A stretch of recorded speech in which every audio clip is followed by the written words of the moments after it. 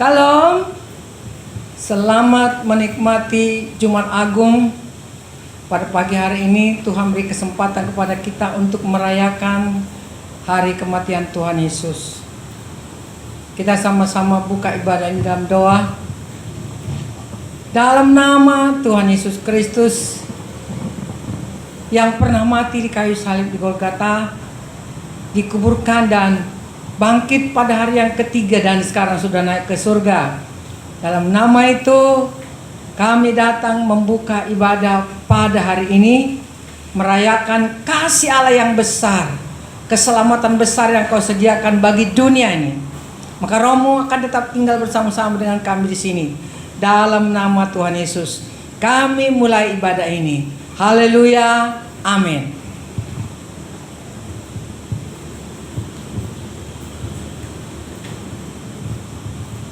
Salam. Kami menyapa pada pagi hari ini di mana kita semua merayakan hari kematian Tuhan kita, yaitu Tuhan Yesus Kristus. Kami menyapa selamat hari Jumat Agung bagi saudara kami yang ada di rumah. Mari kita akan bernyanyi bagi Tuhan. Karena begitu kasih-Nya yang besar bagi kita, Dia rela mati. Kasih yang terindah kita temukan hanya di dalam Yesus. Tidak ada kasih seperti Dia. Tidak ada kasih di dunia ini. Maka jangan pernah kita berhenti untuk memuji Dia.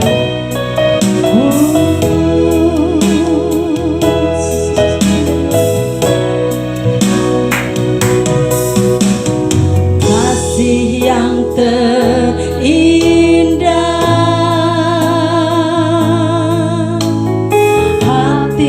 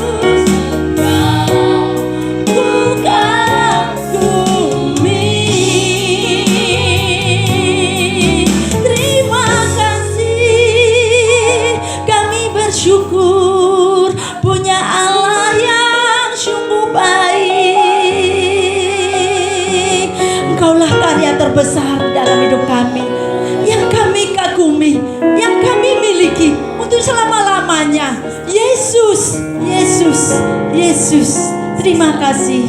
Haleluya. Amin. Haleluya. Kita terus akan bernyanyi bagi Tuhan. Begitu besar kasih Tuhan bagi kita. Terlalu mahal darahnya bagi kita. Tercurah untuk menebus hidup kita. Oh haleluya.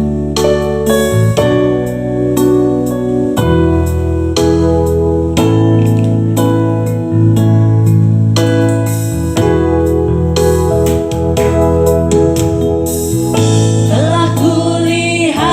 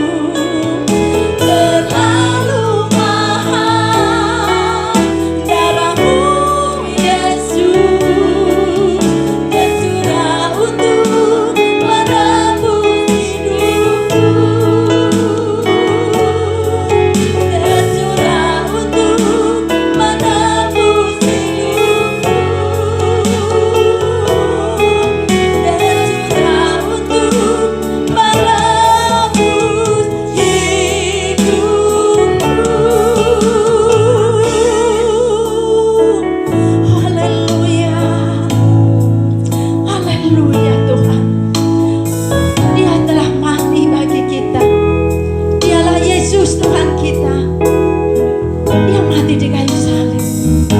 Kita sembah Dia. Haleluya.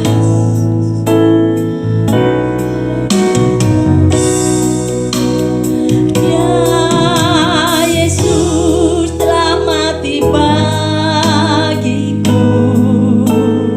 Ya Tuhan selamatkan jiwaku. Bagi Dia pujianku tak dapat ku balas kasih-Nya.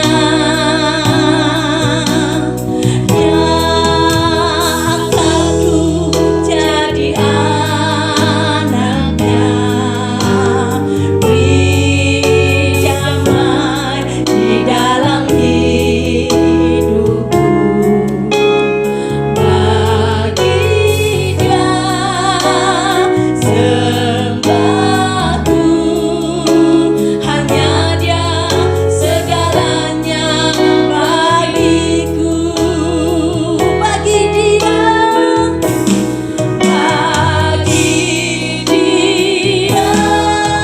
segala pujian, hormat serta syukur, kekal selamanya.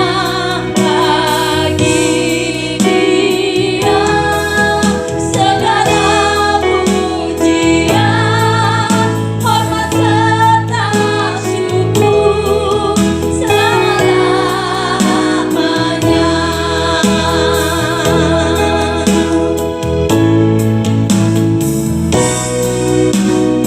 Ya Yesus telah mati bagiku. Ya Tuhan selamatkan jiwaku.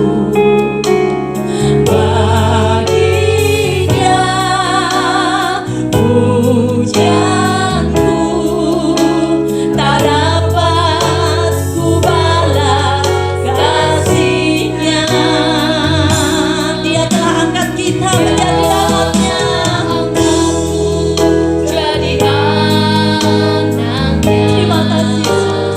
Beri damai di dalam hidupku. Bagi Dia sembahku, hanya Dia segalanya bagiku.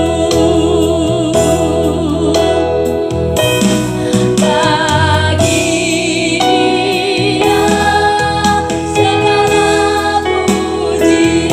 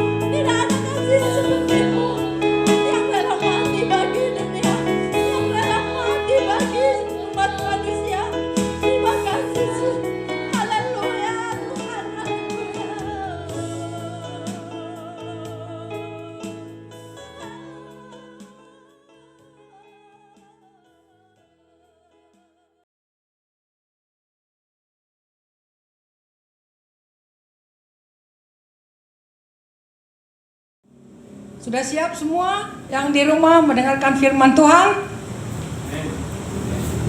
Hari ini adalah perayaan hari yang terbesar bagi dunia kekristenan kita.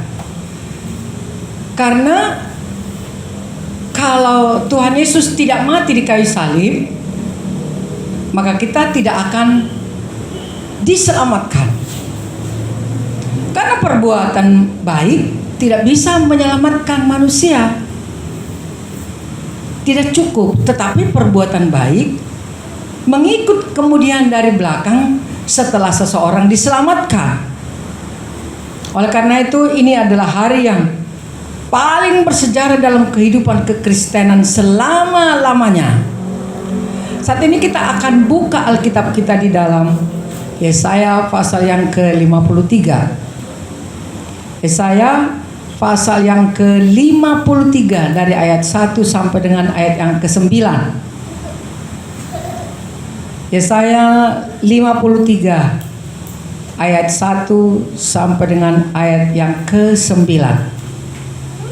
Bunyinya seperti ini. Sama-sama kita baca ya. Saya yakin tadi dari tadi sudah dipersiapkan Alkitabnya. Karena kita beribadah sungguh-sungguh di hadapan Tuhan. Bukan sekedar penonton seperti menonton tayangan di televisi, tapi kita sedang beribadah kepada Tuhan. Saya bacalah Alkitabnya masing-masing. Siapakah yang percaya kepada berita yang kami dengar, dan kepada siapakah tangan kekuasaan Tuhan dinyatakan? Sebagai taruh, ia tumbuh di hadapan Tuhan, dan sebagai tunas dari tanah kering, ia tidak tampan, dan semaraknya pun tidak ada sehingga kita memandang dia, dan rupa pun tidak sehingga kita menginginkannya. Ia dihina dan dihindari orang, seorang yang penuh kesengsaraan dan yang biasa menderita kesakitan. Ia sangat dihina sehingga orang menutup mukanya terhadap dia, dan bagi kita pun dia tidak masuk hitungan.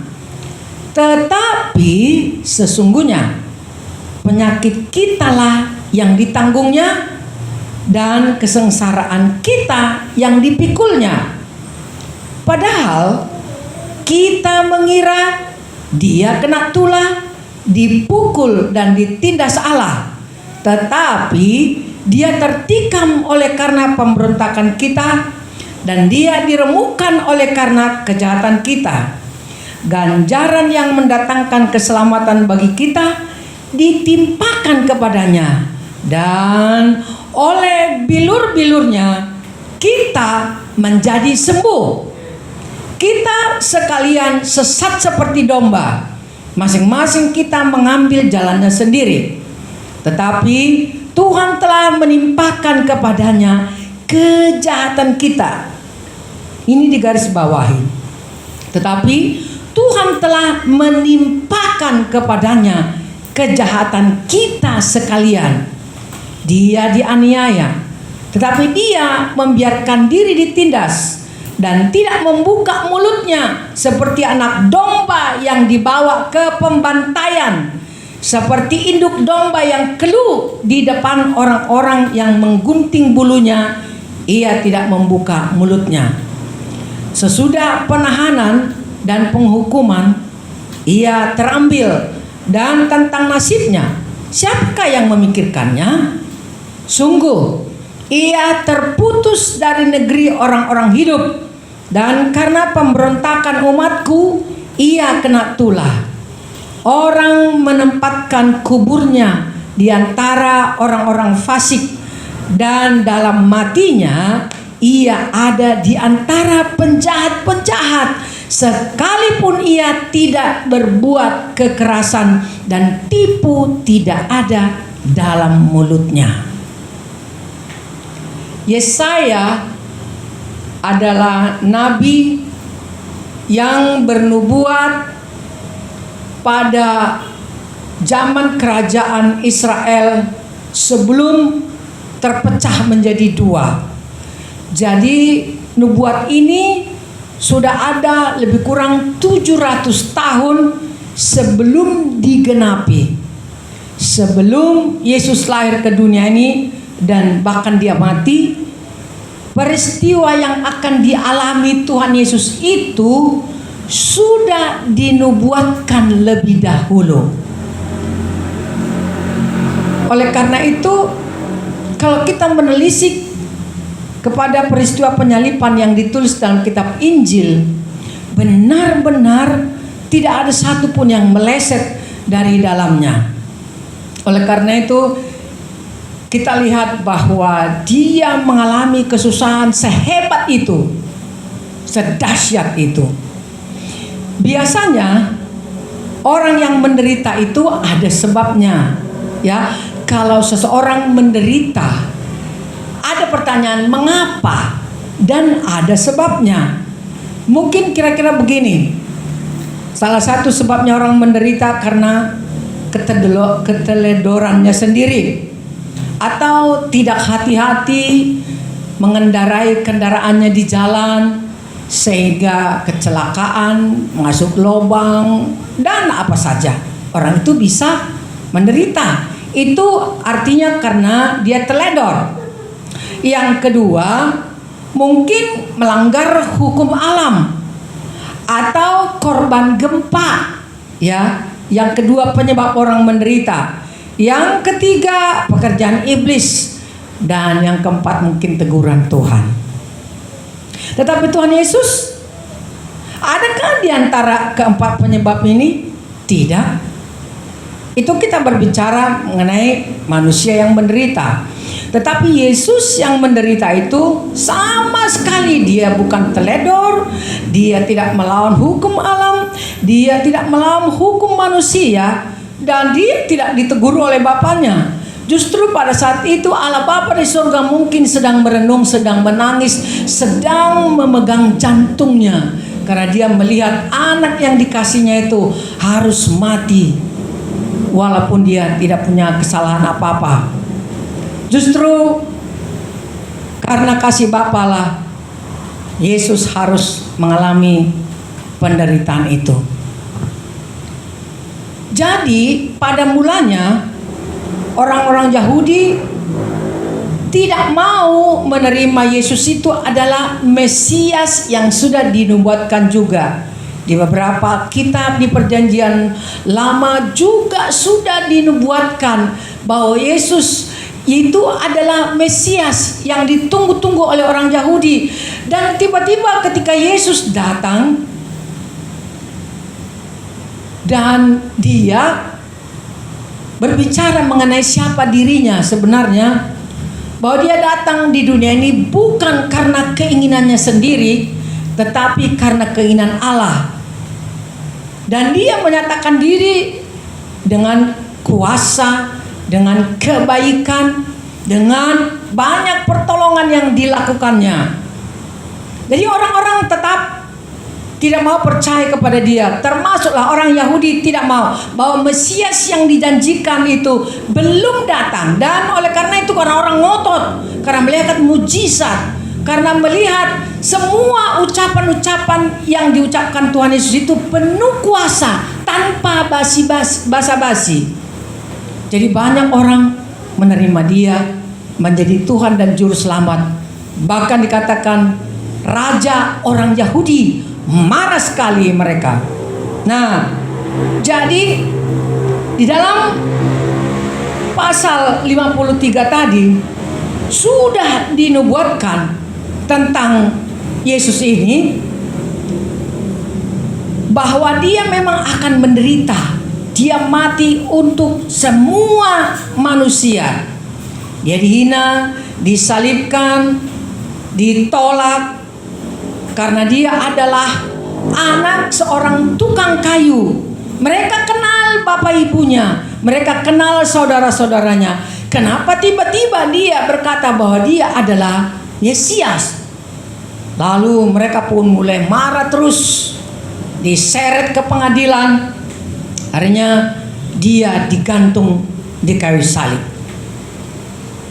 Nah, jauh setelah itu, beberapa lama setelah itu, setelah dia kemudian bangkit, naik ke sorga, dan banyak orang sudah mulai percaya kepadanya setelah dia lihat kematiannya menakjubkan. Begitu tragis kematiannya, mencengangkan orang. Dan walaupun dia sudah ditombak, sudah dicambuk, semua tubuhnya ini penuh dengan luka-luka, tangannya dipaku, dadanya ditombak, semua darahnya tercurah, tidak membuat dia mati. Kalau manusia sudah kehabisan darah, pasti manusia mati. Tetapi Yesus, karena dia bukan manusia biasa, Yesus mati setelah dia menyerahkan hidupnya kepada Bapa di surga. Walaupun sudah habis darahnya, dan dia berkata, Bapa, aku menyerahkan hidupku kepadamu. Jadi tidak ada orang yang bisa mengambil nyawanya kecuali Tuhan Allah Bapa yang mengambil nyawanya. Setelah dia mengatakan itu, baru dia meninggal dunia. Jadi kehabisan darah, cambuk, tidak membuat dia mati. Karena kenapa? Memang dia Tuhan. Dia bukan datang dari dunia ini sehingga dunia ini bisa mengambil nyawanya. Tetapi karena dia Tuhan, lalu dia harus menyerahkan nyawanya kepada Allah Bapa. Kuserahkan tubuh, jiwa, rohku kepada Tuhan. Haleluya. Itulah sebabnya orang-orang sudah mulai bertanya-tanya di dalam hatinya, bahwa siapakah ini, kematiannya luar biasa, kemudian kebangkitannya pun luar biasa. Sampai mereka menggaji orang-orang, membayar orang untuk mengatakan, diam, jangan akui kalau dia bangkit, jangan akui, ini uang banyak. Tetapi berita kemuliaan itu tidak pernah berhenti ditutup dengan uang, karena ini bukan pekerjaan manusia, ini pekerjaan Tuhan. Mereka boleh mengatakan itu, tetapi itu tidak terjadi. Nah, setelah saya katakan tadi bahwa setelah kematiannya, kebangkitannya, banyak orang yang menjadi percaya kepada Yesus. Sampai di dalam kitab Filipi pasal 2 ayat 9 sampai dengan ayat yang ke-11. Saya baca sebentar ya.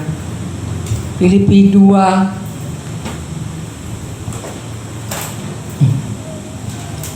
sabar sebentar.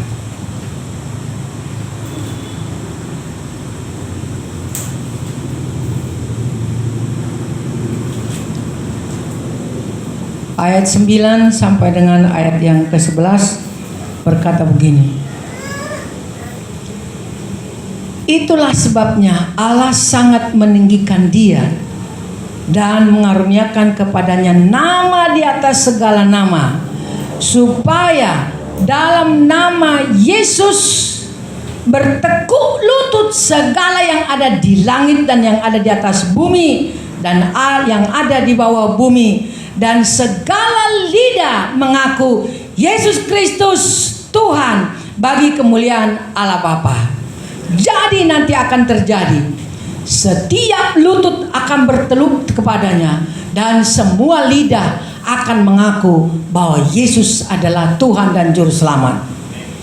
Kalau sekarang banyak kita melihat orang-orang tidak mengakui, tidak apa-apa, karena ini pekerjaan Tuhan.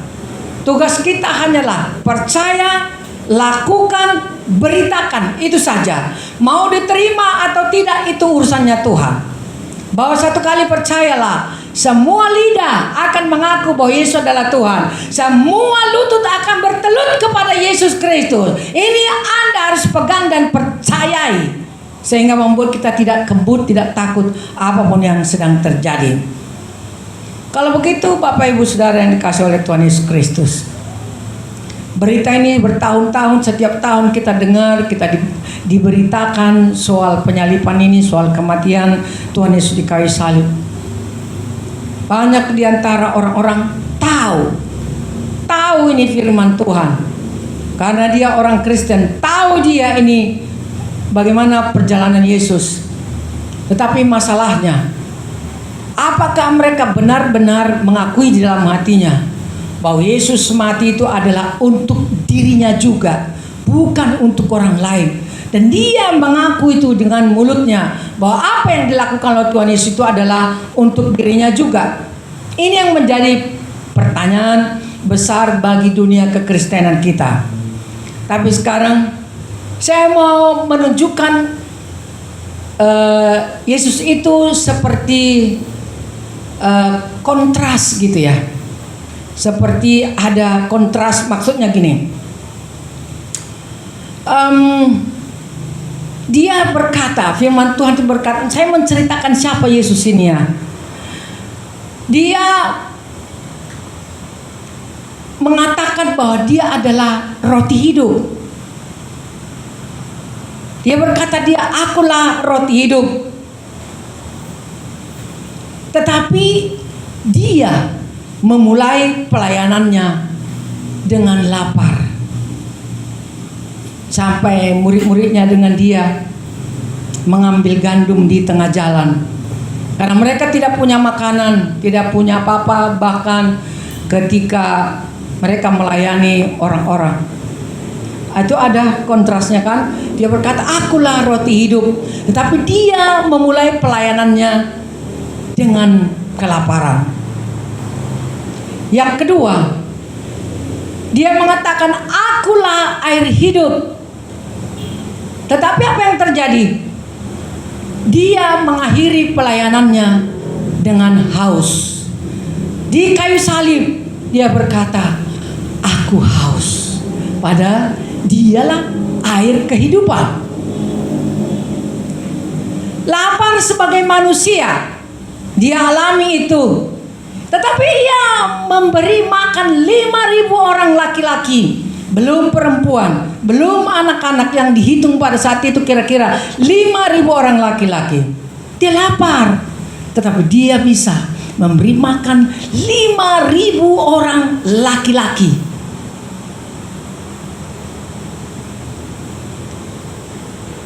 Dia pernah lelah, beristirahat. Tetapi dia adalah tempat peristirahatan kita. Kalau kita merasa lelah, merasa tak berdaya, kalau kita datang kepada Yesus Kristus, dia bisa menjadi tempat kita bersandar, melepaskan rasa lelah kita. Dia membayar pajak, padahal dia raja di atas segala raja. Saya katakan hidupnya ini kontras. Sebagai manusia dia melakukan semua hukum-hukum yang berlaku di dunia ini, dan dia bukan pemberontak. Meskipun kuasa itu ada padanya.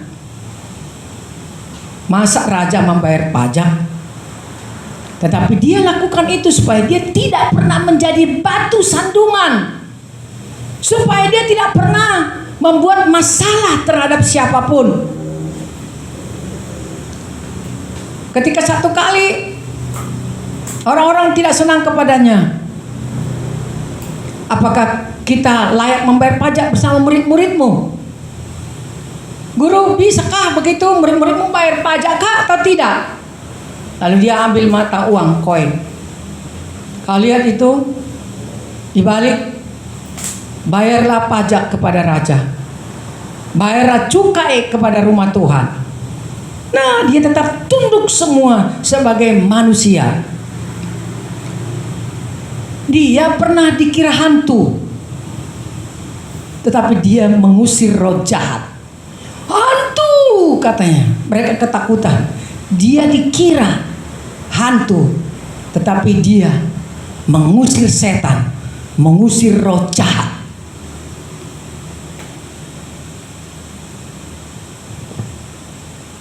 Dia pun berdoa juga kepada Bapa, Bapa,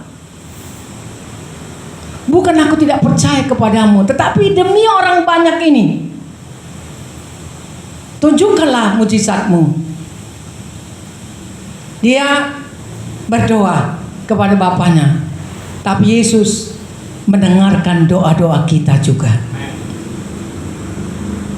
Bahkan dia mengatakan, barang siapa yang berdoa dalam namaku, maka kamu akan menerima apa yang kamu minta kepada Bapa. Berdoa dalam nama Yesus.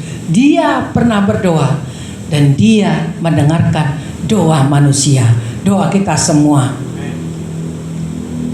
Satu kali waktu dia berjalan, dia melihat bait Allah, dan sambil berjalan di atas keledai, dia menangis, Yerusalem, Yerusalem, aku merindukan seperti seekor induk ayam kehilangan anaknya. Dia menangis di bait Allah di Yerusalem karena dia tahu bait Allah itu akan hancur.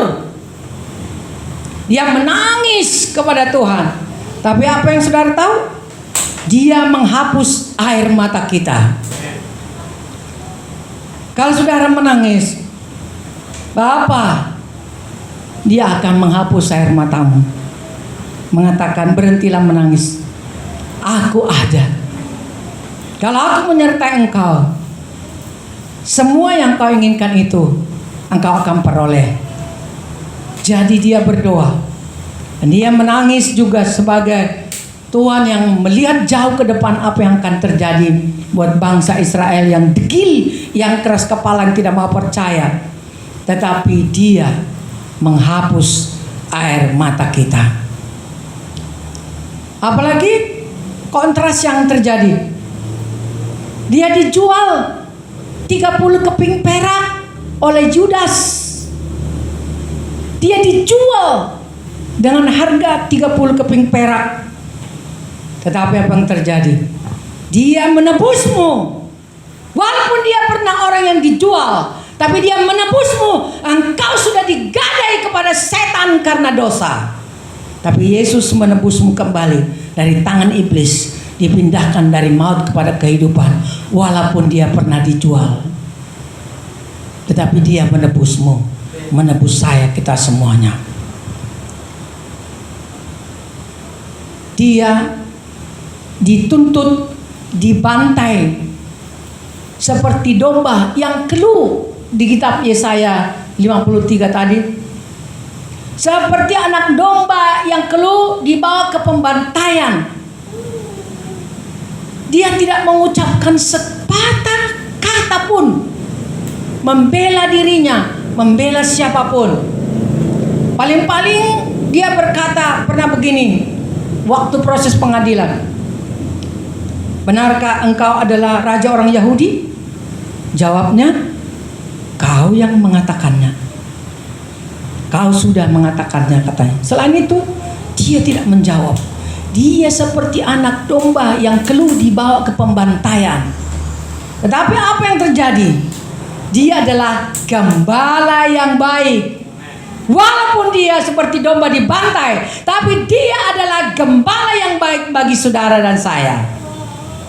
Itulah Tuhan kita, Yesus Kristus. Dia memberikan nyawanya, dan dia mengalahkan maut. Sebab dia bangkit. Dialah orang yang pertama bangkit, yang tidak dibangkitkan.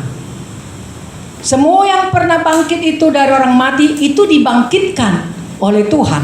Tapi Yesus tidak ada yang membangkitkan dia. Dia sendiri yang membangkitkan dia.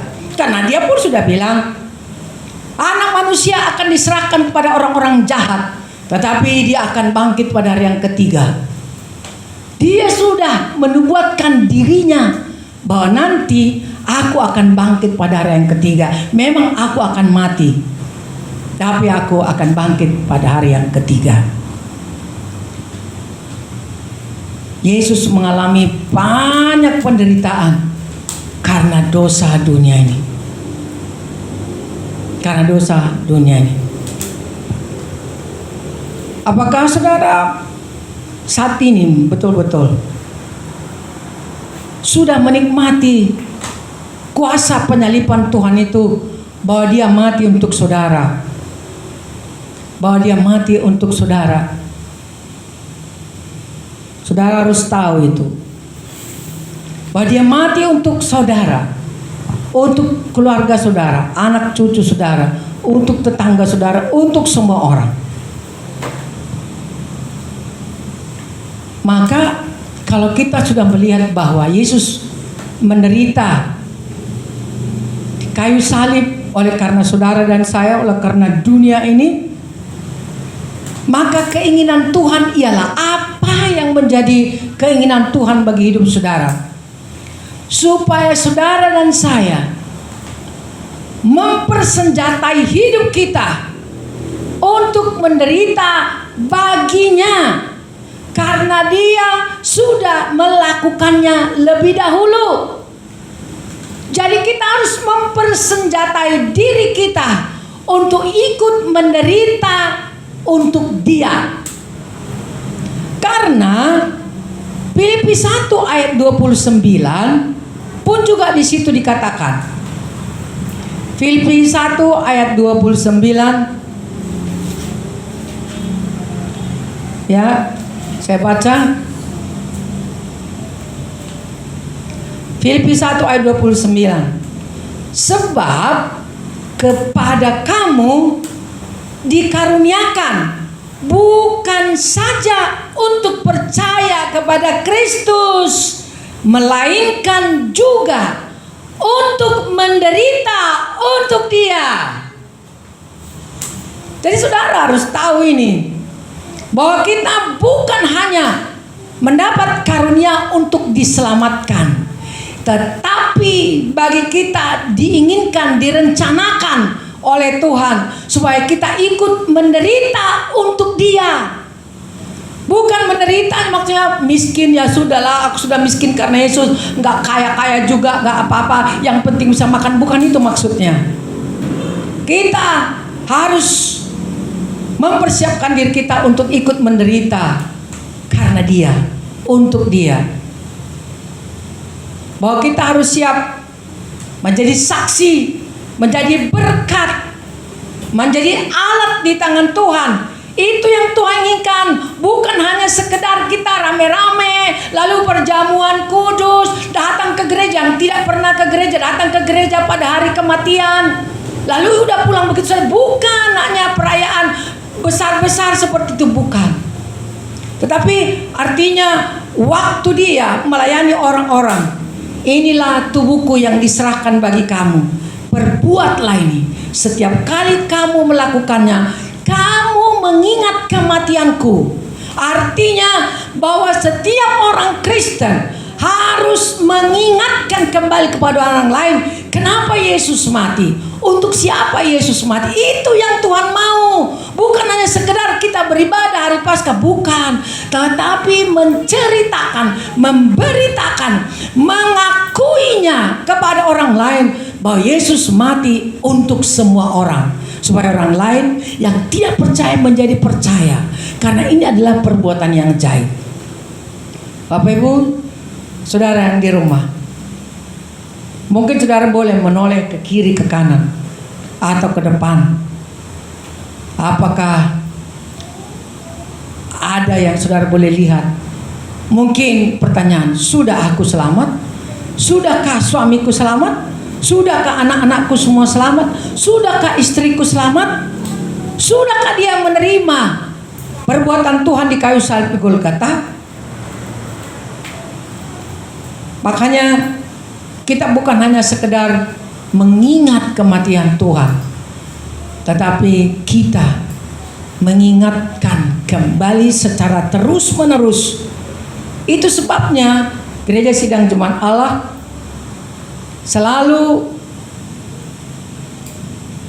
membuat perjamuan kudus setiap minggu pertama tiap bulan. Jadi ada orang yang mempersiapkan jemaatnya untuk membuat perjamuan kudus di rumah masing-masing. Gereja Siang Makla menolak, walaupun itu datangnya dari mana itu anjuran, karena ini sakral. Perjamuan kudus itu sakral. Jadi harus pendeta yang melakukannya. Sedangkan gembala sidang yang masih berstatus PI tidak bisa melayani perjamuan kudus. Harus pendeta muda. Karena kenapa? Harus dipahami, harus dimengerti, harus diberitahu dengan jelas. Itulah kudusnya kematian Tuhan Yesus Kristus, sakralnya kematian Tuhan Yesus itu. Jadi marilah kita lihat ayat 4 sampai dengan 5 Yesaya 53 ini berkata begini. Tetapi sesungguhnya penyakit kitalah yang ditanggungnya, dan kesengsaraan kita yang dipikulnya. Padahal kita mengira dia kena tulah, dipukul dan ditindas Allah. Tetapi dia tertikam oleh karena pemberontakan kita. Dia diremukkan oleh karena kejahatan kita. Ganjaran yang mendatangkan keselamatan bagi kita ditimpakan kepadanya, dan oleh bilur-bilurnya kita menjadi sembuh. Katakan amin di rumah, bahwa bilur-bilur Yesus menyembuhkan segala sakit penyakit kita. Saya mau menantang saudara.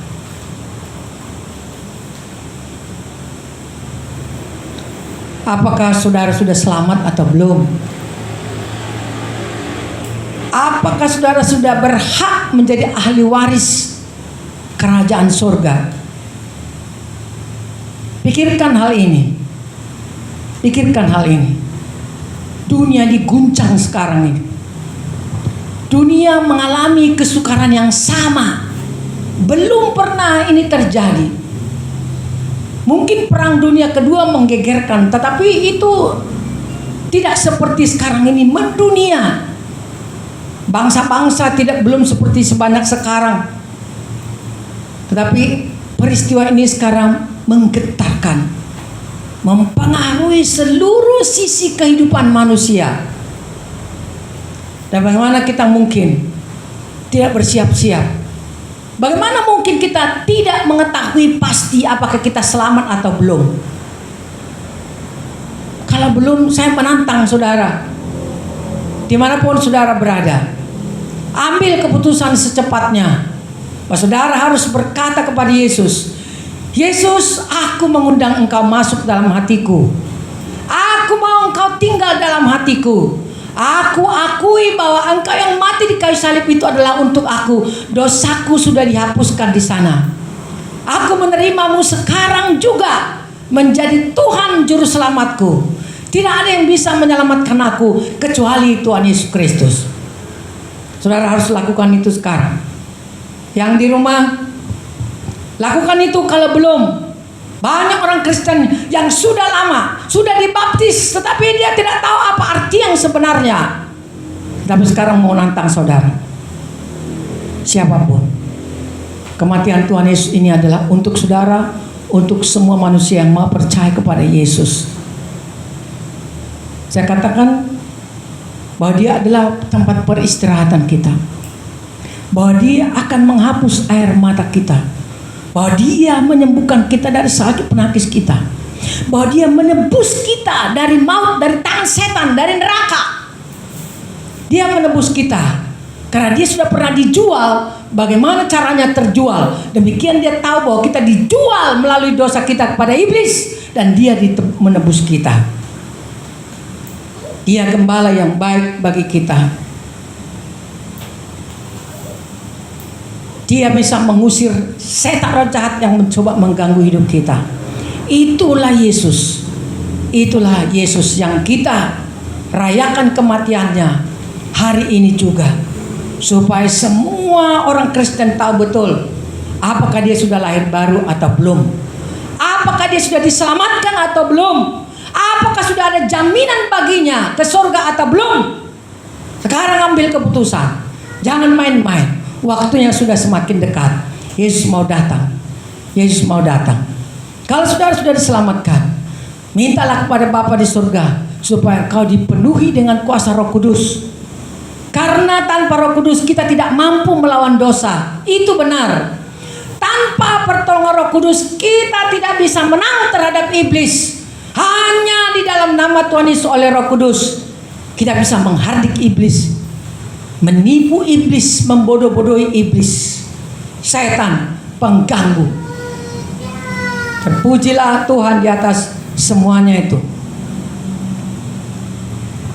Saya mau baca ayat Alkitab di dalam Roma pasal yang ke-10.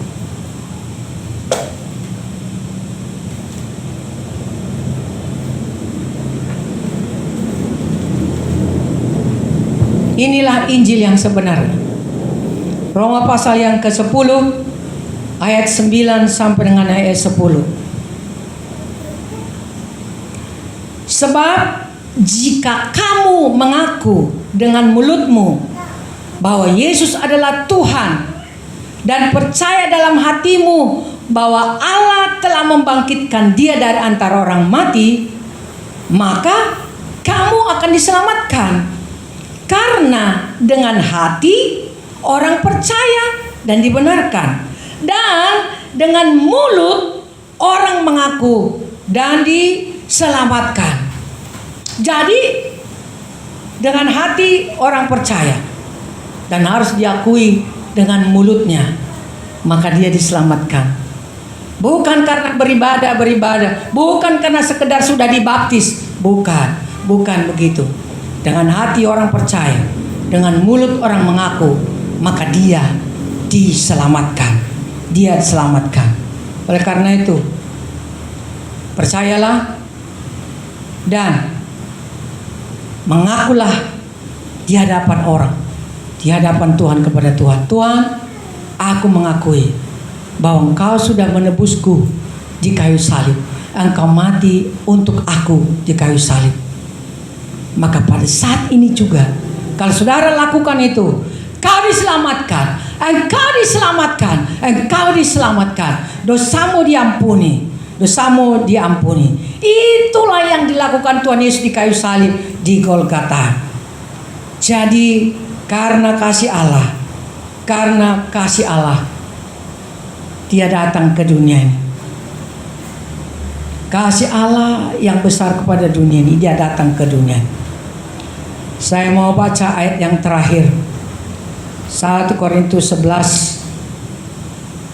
1 Korintus pasal yang ke-11 ayat yang ke-25 dan 26 berkata begini.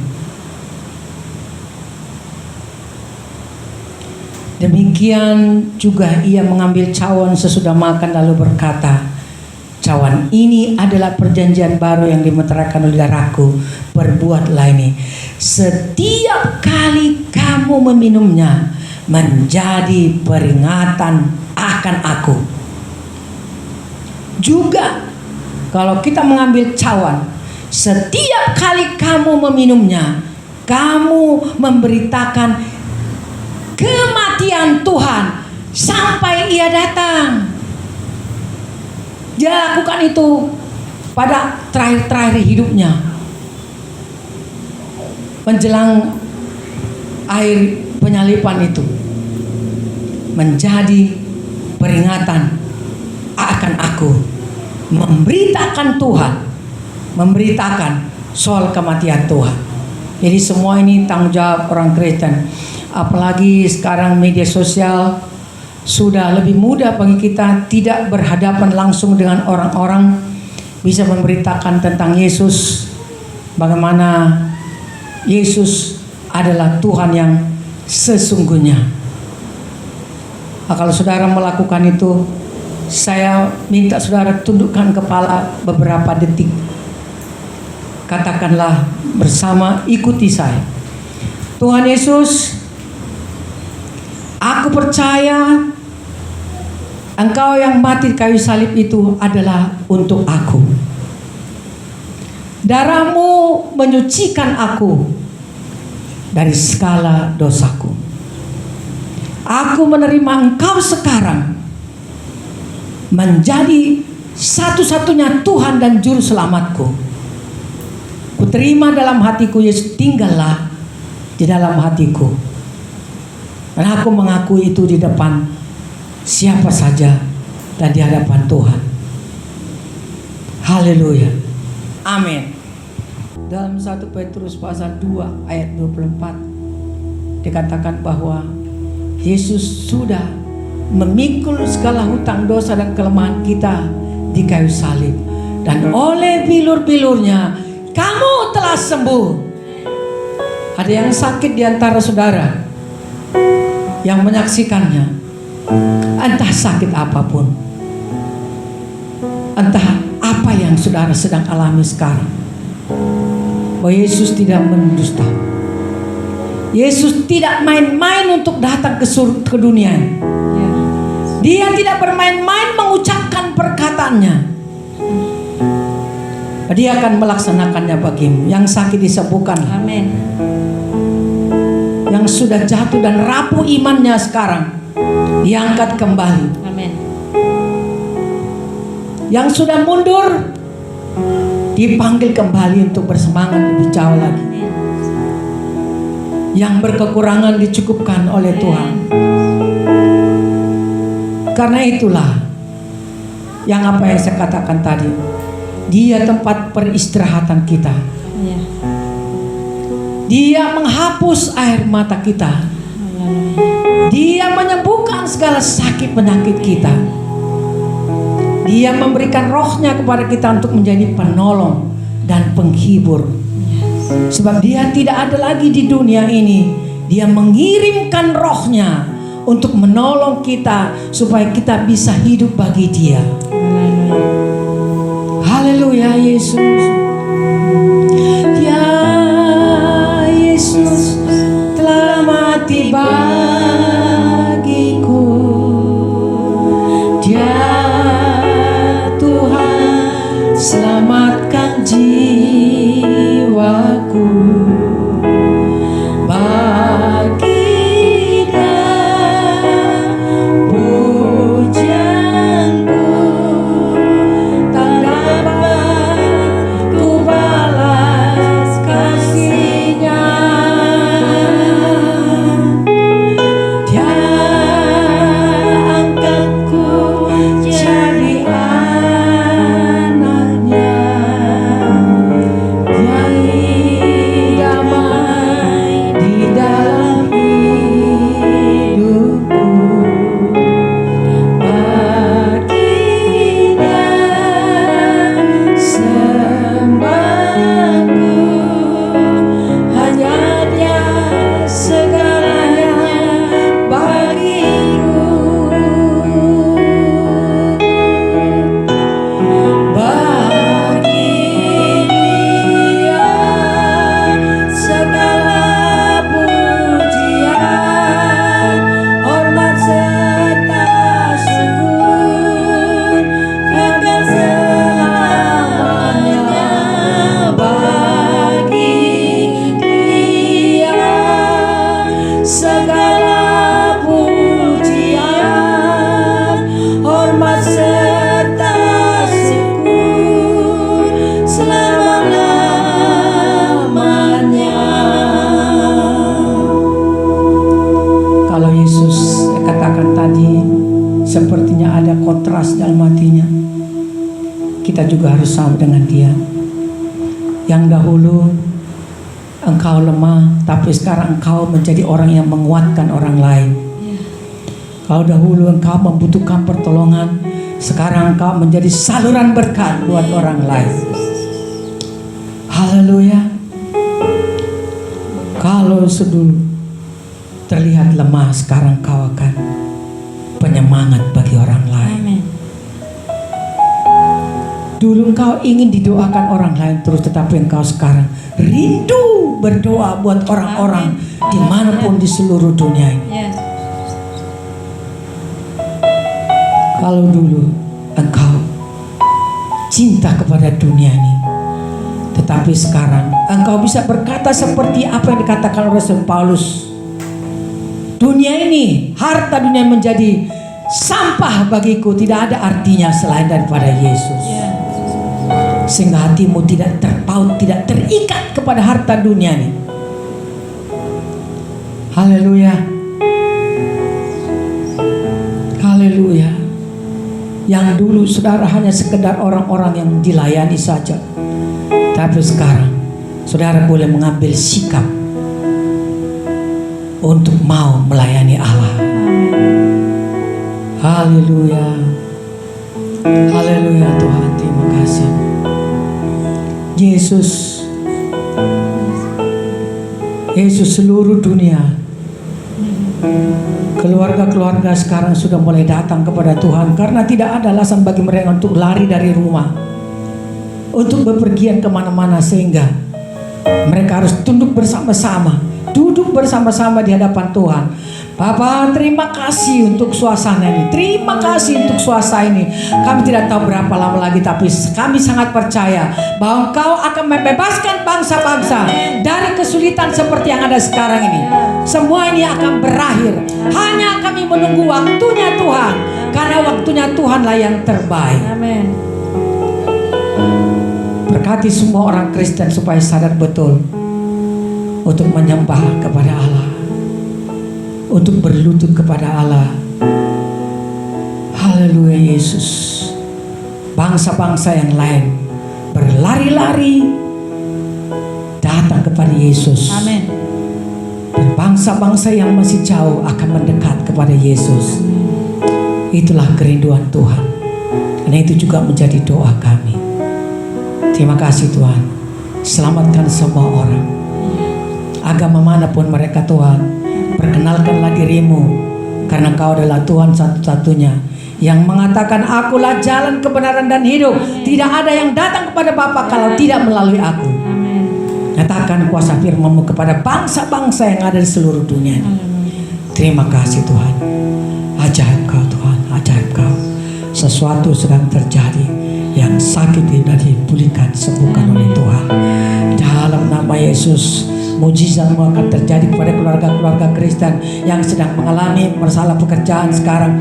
Dalam nama Tuhan Yesus Allah kami yang ajaib, Jehovah Jireh Allah penyedia.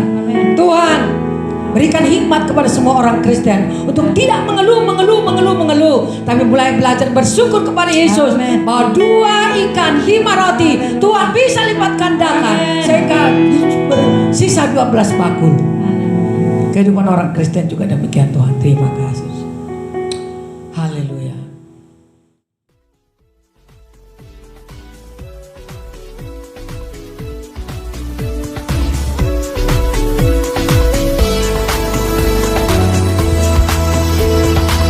Sungguh ku bangga Bapa punya Allah seperti Engkau. Sungguh ku bangga Yesus atas segala pengorbananmu. Tak ingin aku hidup lepas dari kasih-Mu. Kasih-Mu menyelamatkan dan beriku pengharapan. Sungguh ku bangga Bapa punya Allah seperti Engkau. Sungguh ku bangga Yesus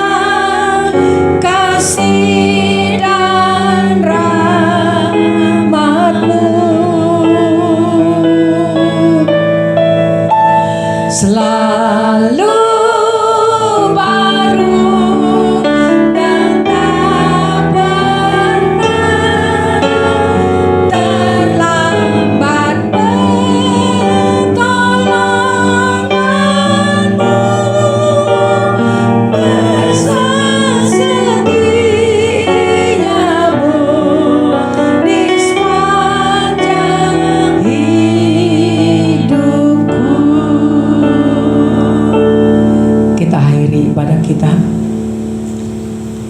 Dan angkatlah tanganmu, terimalah berkat dari Bapa kita di surga. Anugerah-Mu yang besar ya Allah, limpahilah atas hidup kami. Kasih karunia-Mu mengalir deras setiap hari dalam hidup kami. Dan melalui pertolongan Roh Kudus-Mu akan tetap menjaga hati, pikiran, tubuh, jiwa, dan roh kami dari sekarang sampai Maranatha, Tuhan Yesus datang. Haleluya, haleluya, haleluya. Yang percaya sudah diberkati oleh Tuhan, berkata bersama-sama dengan saya, amin. Shalom. Berjabatan tangan, satu keluarga satu dengan yang lain.